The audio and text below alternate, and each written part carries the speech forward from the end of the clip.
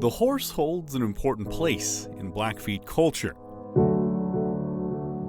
And there's nothing more important to Browning bronc rider Dougie Hall, whose Blackfeet name means crazy after horses. I've been around horses my whole life. Growing up when I was small, my dad and uncle had an Indian relay team.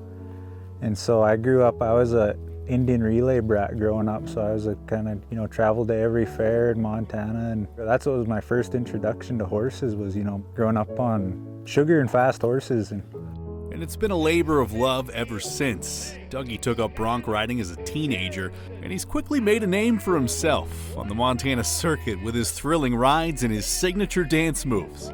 Some people probably think I'm doing it to show off, but I'm just having fun. That's why I started doing it. When I first figured out how to ride broncs, I'd jump off and I'd be so happy. I just couldn't stop my feet and start Indian dancing. And you make people smile and laugh, and that's good medicine. That's laughter is probably the best medicine there is. And Dougie rides with joy in his heart, but he's also experienced his share of pain. He doesn't shy away from telling his story. This particular one begins when Doug was 14. In my family, there's a lot of problems with addiction, alcoholism. I had never liked it because ever since I was small, I never saw anything good come from it. I've had a lot of family killed alcohol related more than, too many people. So growing up, I remember my mom, she was a registered nurse, and she didn't drink. But when I was a little kid, I remember she made me promise her that I would never touch a drop of alcohol in my life. And I told her, yeah, I promise you that I won't do it. And I remember the day it happened, I was 14 years old, just a nice evening like this. We start for home and, we're, coming towards Browning on Highway 2 there. My mom's laughing and singing to the radio, just enjoying life. And my sister I remember hearing her yell, "No." And our truck swerved.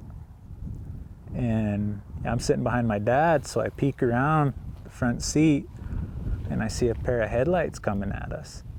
And they're close. And there was nothing I could do. That's the most helpless I've ever felt. And we hit. And I remember coming to and hearing the hissing of the engines. I look in the front seat and I see my dad, my older sister, and my mother all laying over airbags, and they were, I'll never forget that. They were all blowing bubbles in their own blood on them airbags. The driver of the other vehicle was drunk. Doug's mother was flown to Seattle. To see her laying in that hospital bed like that, a machine breathing for her, and I remember looking up at that computer screen and seeing her vitals, and they were all just barely going.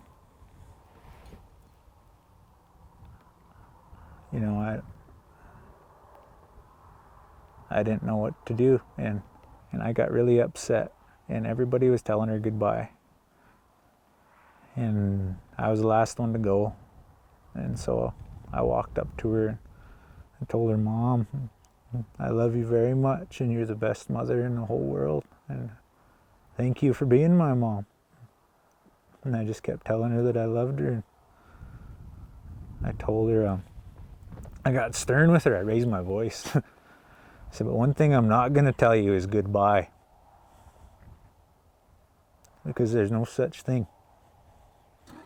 So I told her, "Mom, I love you. I'll see you later."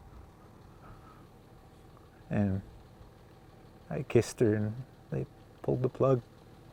Though his mother's body is gone, her spirit is with him every day at every rodeo and on every ride, including his first PRCA win in Kalispell earlier this season. I remember getting on that horse, and it was just almost like the stars just aligned. The horse just did everything. And he said, "Dougie Hall, you're a champion bronc rider of the Kalispell Pro Rodeo." And war whooped as loud as I could, and I started crying. And I could feel my mom, and she was there. Hall's resilience and attitude has inspired a lot of people, including his best friend, Will Shirley. He is known throughout the rodeo world just because of his personality and how positive he is. I mean, it doesn't matter who you are, where you're from, anything. Doug is always willing to talk to you. For all the negative things that have happened to Doug and the way he treats people and his positive outlook on life is just kind of nothing short of amazing, really. And it's definitely, it's changed my life. It's made me a better person. Shirley nominated Hall for the Rocky Heckman Perseverance Character and Hope Award, named for the late rodeo advocate and Montana legend. And they surprised Hall with a new belt buckle at the Big Sky Pro Rodeo Roundup. It left me speechless because, you know, Rocky has done a lot for rodeo. He did a lot for his kids in high school rodeo, you know. Every time I saw Rocky, it was at an event for us kids. And, you know, and he was always very good to me. And, you know, I'd say he treated me like one of his own. A great guy. And, you know, to have an award in honor of someone like him and to have it presented to me, I didn't know what to think. You know, that was the coolest, you know, that was one of the biggest honors I've ever gotten.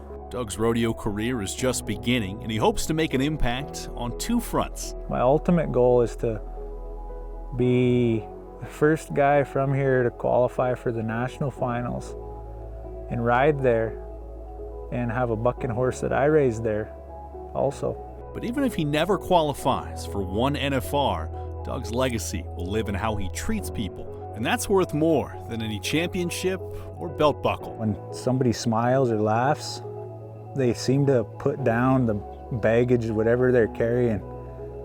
You know, if it's, you know, not so positive, they seem to put that stuff down when you make them smile or laugh. It feels good to be looked at as a human being. That's just how I was raised, was people are people. Tom Wiley, MTN Sports.